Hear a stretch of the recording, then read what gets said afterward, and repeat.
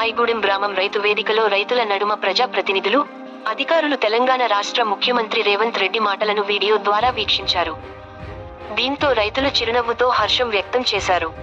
3 దఫాలుగా ఈ రుణమాఫీ జరగనుంది. మొదటి విడతలో 1,00,000 వరకు, రెండవ విడత 1,50,000, మూడవ విడత 2 లక్షల వరకు రుణమాఫీ జరుగుతుందని CM Revanth Reddy video conference ద్వారా తెలిపారు. రైతులు ఎలాంటి ఆందోళన చెందాల్సిన అవసరం లేదని తెలిపారు.